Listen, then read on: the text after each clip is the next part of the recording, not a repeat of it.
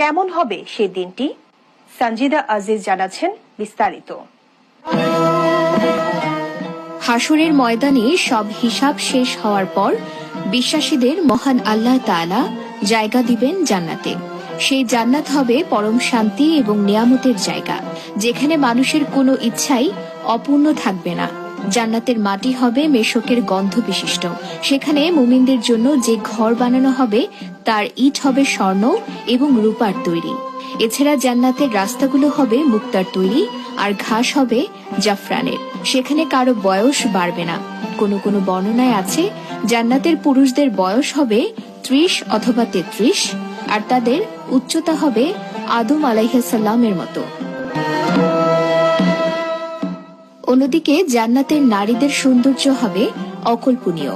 হাদিসের বর্ণনা অনুযায়ী যখন কোনো ব্যক্তি জান্নাতে তার স্ত্রীর দিকে তাকাবে, তখন তার সৌন্দর্য দেখে সে মুগ্ধ থাকবে 40 বছর।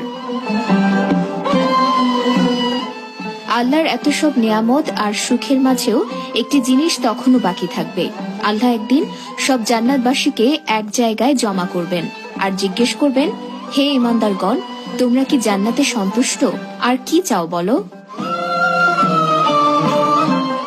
জান্নাতবাসী তখন বলবে, আল্লাহ, আমরা চাই যে আপনি আমাদের উপর সন্তুষ্ট হন। আল্লাহ বলবেন, আমি তোমাদের উপর সন্তুষ্ট, আর তাই তোমাদের আমি জান্নাত দান করেছি। এরপর আল্লাহ বলবেন, আমি তোমাদের একটা ওয়াদা করেছিলাম, সেই ওয়াদাটা পালন করা এখনো বাকি রয়েছে। মানুষ তখন অবাক হবে আর নিজেদের মাঝে গুঞ্জন করতে থাকবে যে কি সেই ওয়াদা? আল্লাহ তো আমাদের সৎ কাজের প্রতিদান দিয়েছেন, আমাদের মন্দ কাজগুলো ক্ষমা করেছেন, তার রহমত গুণে আমাদের জান্নাতে প্রবেশ করিয়েছেন। আর কি বাকি থাকতে পারে? এমন সময় জান্নাতের চারদিক ছড়িয়ে যাবে আলোতে। স্বয়ং আল্লাহ সেই জমায়েতে উপস্থিত হবেন আর বলবেন, কারা সেই ব্যক্তি যারা আমাকে কখনো দেখেনি কিন্তু তবুও বিশ্বাস করেছে?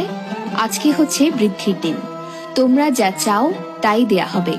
তখন জান্নাতবাসী বলবে, হে আল্লাহ, আমরা আপনাকে দেখতে চাই। আল্লাহ সেই জমায়েতে উপস্থিত থাকলেও তার ও জান্নাতবাসীর মাঝে থাকবে নূরের পর্দা। ফলে মানুষ আল্লাহর উপস্থিতি দেখলেও তখনও আল্লাহকে দেখতে পারবে না। কিন্তু মানুষের কথা শুনে আল্লাহ সেই পর্দা সরিয়ে দিবেন, আর মানুষ প্রথমবারের মতো দেখবে তাদের মালিকের চেহারা। সেই মালিক যাকে না দেখে ইবাদত করেছে, ভালোবেসেছে, ভয় পেয়েছে।